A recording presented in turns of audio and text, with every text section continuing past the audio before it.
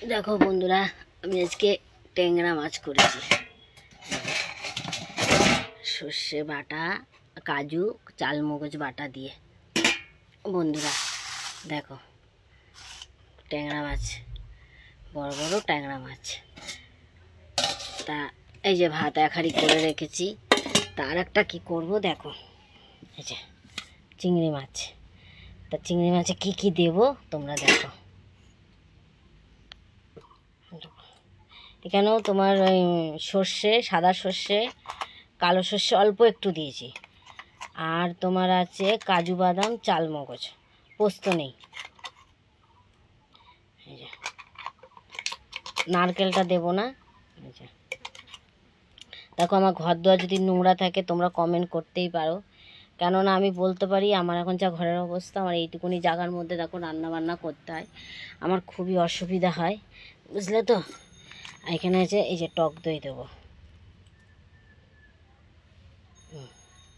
টক দইটা দিলে আমার খুব ভালো লাগে, এই জন্য আমি দিই। তোমরা যদি খাইতে চাও তাহলে তোমরাও দিতে পারো। এই যে লবণ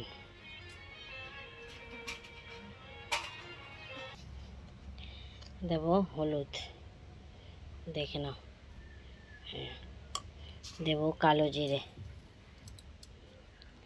আর দেব এই যে কাঁচা সরষের তেল।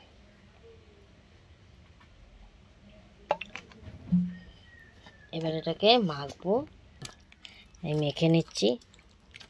মাখাতেই মনে হবে কি যেন রান্না হয়ে গেছে।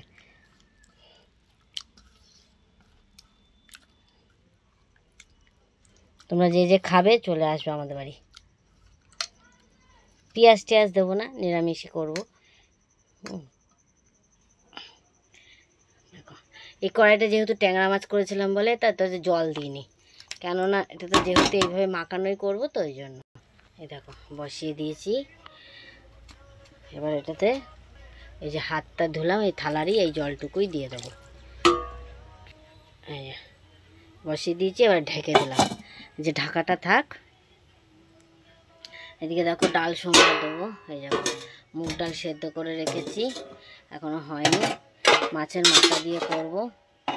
এরকম মাছ ভেজে রেখেছি, মাছের মাথা দিয়ে ডাল করব। তা আজকের মতন ভিডিওটা এই অবধি থাকুক, পরে আবার রান্নার পুরো প্রতিবেশী দেখাবো ভিডিও। দেখো আমাদের ঘর দুয়ার যা অবস্থা, কি অবস্থা, কবে যে ঘরে যাব সেটাই ভাবছি। সবাইকে টাটা, শুভ দুপুর।